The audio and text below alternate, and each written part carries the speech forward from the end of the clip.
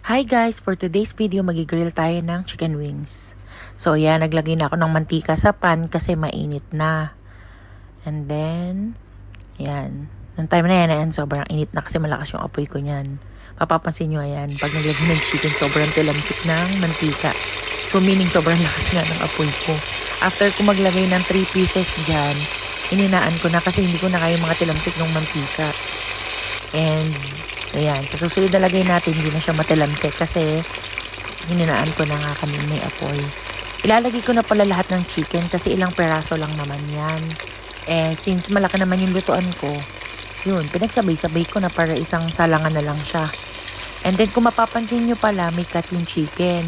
Kinat ko siya para sure na maluluto yung loob na part din niya. And then at the same time, pag tinimplahan mo siya, pag na-marinate na, yung lasa nung pagkakatimpla mo is manunuot din sa loob ng chicken. So, hindi lang yung outer part yung malasa, pati yung inner part ng chicken. And binarinade ko pala yan ng an hour or more. Hindi ko na siya matandaan. So, yan. Cooking na siya. Nilagyan ko siyang mantika kasi ayoko na ano lang siya na plain na walang mantika. Kasi ang tendency, yung outer part luto, yung loob hindi. Sunog yung labas, yung loob hindi. Hindi siya luto. So, yun.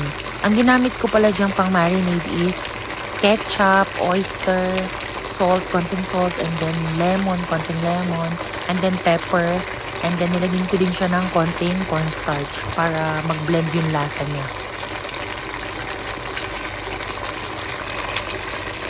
So, ayan. Continuous pa rin pagluluto. 5 minutes yata per side, 5 to 7 minutes as I remember. So yan, binabaliktad na natin. Babaliktarin na natin kasi napansin ko na medyo luto na yung kabilang side. And then kung mapapansin nyo, nagparang sunog na talaga siya kasi yung ibang part niyan, sobrang naparami yung ketchup. So doon nanuot yung ketchup sa side, sa mga dark part na yun, yung agad na sunog. So, babaliktarin na natin siya ulit ng as lahat.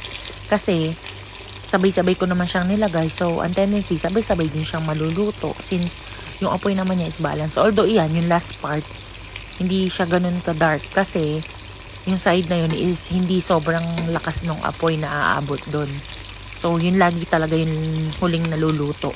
Ever since na nagluluto ako, sa side na yun, lalo na prito or grilled, hindi siya balance ng luto. Although luto naman siya, pero hindi siya ganun ka-dark agad.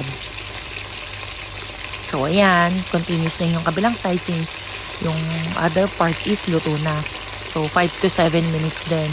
I suggest kung gusto nyo mas malasa yung chicken, i-marinate nyo siya ng at least 2 hours or more. Kasi yung pagmamarinate ko, mabilisan lang at hindi ko agad natimplahan kanina. Although malasa naman yung chicken. Kasi maliliit naman siya. So, ang tendency, manunuot talaga yung lasa niya sa loob. Pero kung malalaki yung mga chicken yung imamarinade, I suggest yun nga, 2 hours or more para siguradong manunuot talaga yung lasa nung pagkakatimpla nyo. Mas better para malinamnam siya. So, nung time na yan, medyo maluluto na siya. Malapit na. I think 4 minutes ko na siyang niluluto yung side na yan. So, konti na lang, maluluto na siya. And sinilip ko na din yung kabilang part. Medyo nagba-brown-brown na din siya. So, paluto na talaga siya. So, konting oras na lang, konting minuto na lang, maluluto na yung grilled chicken natin. Pampare namin siya sa vegetable salad. Since no rice daw muna kami. So, ayan na. Ito na yung finished product niya. Maganda na may kinalabasan niya. Kahit malilit yung chicken wings na nabili ko. Nabili namin ng kapatid ko. So, yan. Masarap naman siya. Malasa.